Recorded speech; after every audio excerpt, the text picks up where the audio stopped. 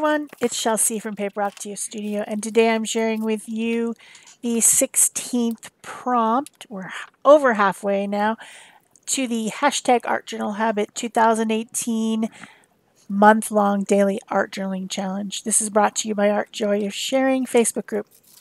There's prompts for each day of the month, and I've been making a video every day. So, the prompt today was movement, and my first thought was to draw a person on the toilet, but I thought that would be inappropriate. So I decided to do an abstract type of an idea, showing movement, giving your eye a way to move. Yeah, a lot of fun.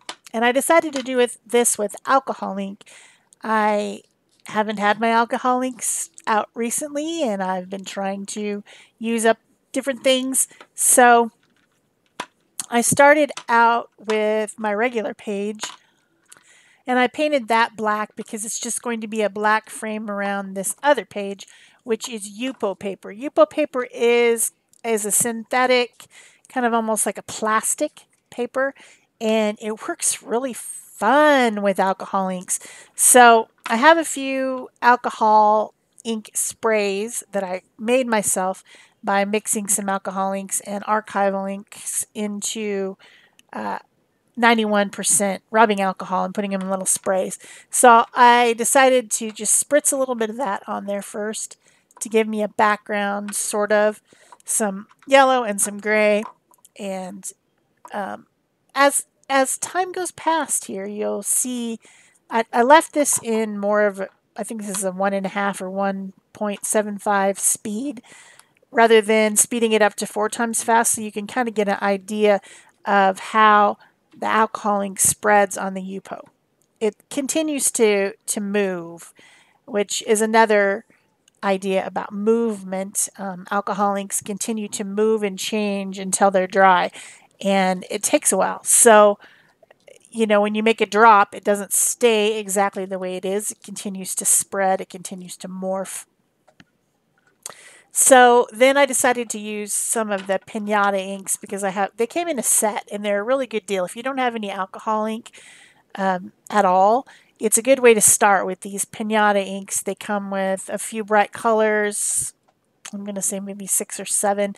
And then there's a gold, and I use that a little bit later, and it looks really cool on the page too. So I've taken a ink blending tool and put a felt pad on it. It's got Velcro, and you can make your own felt pads. You don't have to get the ones if you don't want to, because you run through them quite quickly. And I just put a couple drops of the alcohol ink on the felt. This is actually used one because I didn't have any new ones and I didn't feel like cutting them. So then I'm creating sort of a loop of movement, a loop shape that is kind of the idea. It has a couple meanings to me. One of them is just the movement of the loop. When my kid was little, I used to play a game where we would listen to music and then move to the music. It's a fun thing to do with kids, or really adults too. But like, what do you do with, what does the music make you feel like doing with your body? And looping or circling is often an idea. Also, this shape kind of looks like a person with their arms raised, as if they're lifting up their arms. So I think it's really representative of movement, in my opinion, anyways. Hope you guys think that that's right too. So I've used the yellow, the orange, bright pink, and then a purple down at the bottom to vary some colors, and still moving the shapes around. And then I take a Q-tip or cotton bud and dip it in the 91% alcohol, and I'm kind of going over the shapes and giving them sort of a highlight. The purple was too dark, I didn't like it. So I wanted to lighten it up. And then I thought, well, that's cool. So I continued to do it on the rest of the shapes, the rest of the colors also. And as time passes, that alcohol is moving the ink and spreading the ink and changing the way it looks. So it's fun. It's a lot of fun. Alcohol ink is really fun. It's a little bit stinky, but yeah, especially on the yupo paper or any kind of a glossy, like a photo paper. You can do it on that too if you don't have the yupo. But yeah, look at it move. It's moving because movement, right? So then I think I decide I'm gonna put some more dots on. This is periwinkle alcohol ink from Ranger. It's one of my favorite colors. It's light purple, almost gray, light purpley gray color. And I put some of that on, and you put the drops on, and then they kind of spread, and they get kind of a darker edge around the lighter center. And you can drop blending solution or alcohol into the center of those and make them spread more, which I think I do. Yeah, I think I do. This is a pipette, and I just put a little bit of the alcohol into that, and I'm just like touching it to the ink, and you're making like little spots. That bottom one, the purple almost looks like an octopus at this point. But hey, nothing wrong with an octopus. They move. They have a lot of arms. They move a lot. So I think I decided to dab a little bit. That one spot was kind of bugging me. It was spreading and moving into the oranges and yellows that were there. I didn't like it. So yeah, this is fun. And unfortunately I had to put the alcohol ink away and move on to the next page because I was in such a hurry to get everything done because of travel, but I could have done this all day. I could have played with this and made 20 more of them. I mean, it was so fun. I love the bright colors and just the shapes. I just love how it turned out. I I think I probably will scan it for something, maybe make a background out of it. Of course, I did put some letters on there, so I wanted to complete the page and give it some identity, so I put some letters on it. But just the background itself is beautiful and would make a pretty cell phone case or something like that, if I scanned it. So then I got out the gold pinata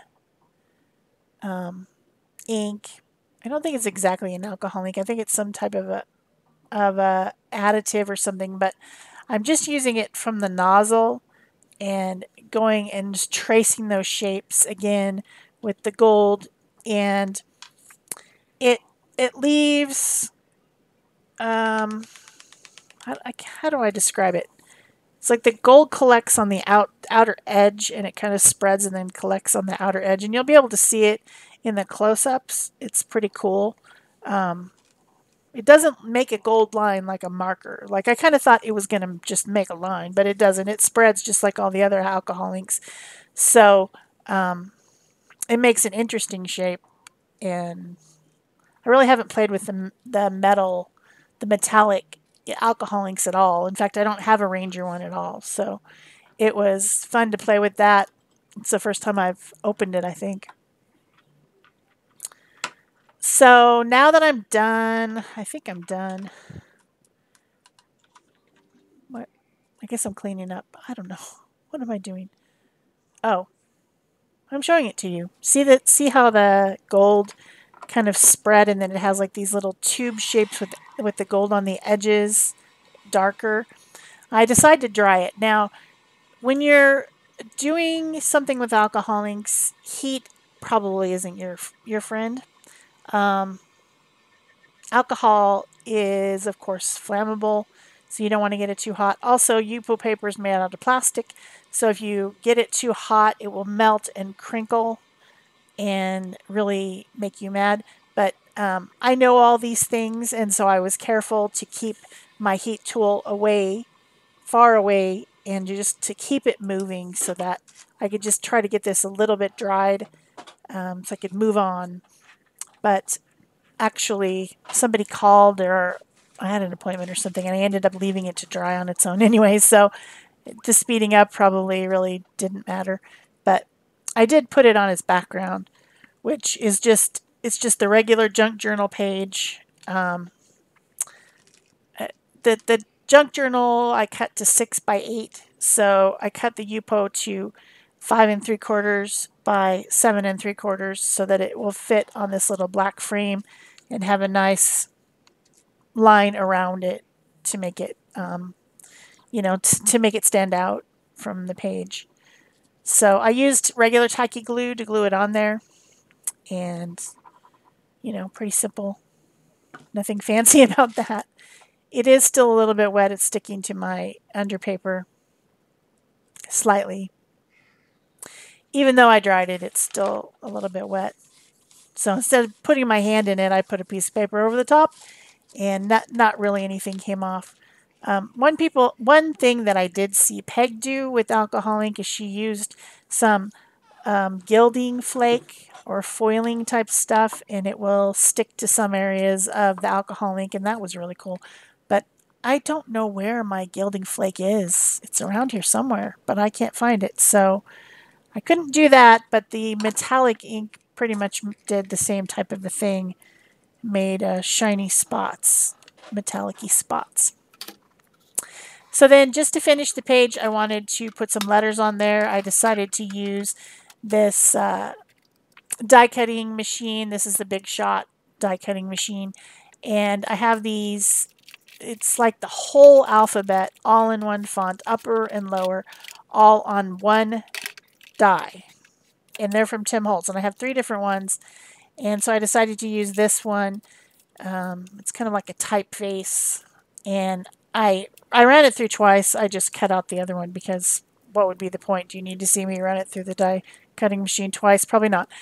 So I have all the letters. And the only reason I had to run it twice is because I needed 2 E's.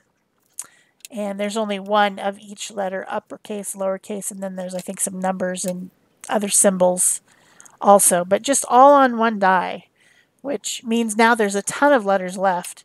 What do you do with them? Do you throw them away, or do you try to sort them in to something? Do you keep them? I don't know. I don't know. This always happens. You just make them be like random letters all over something, I guess. But anyway, I'm gluing them down using iCraft Media Glue, which is nice because it has a little tiny pointed tip, so I can get them on the tiny letters. And I also have a pickup tool, which is got this sticky stuff on the end to help me pick them up. And I'm also using a stylus to help me move them around. If you've enjoyed this video, remember to give it a thumbs up. Leave me a comment or question below, and subscribe and share and pin and all that stuff. It's really great when you do all that stuff. Yeah,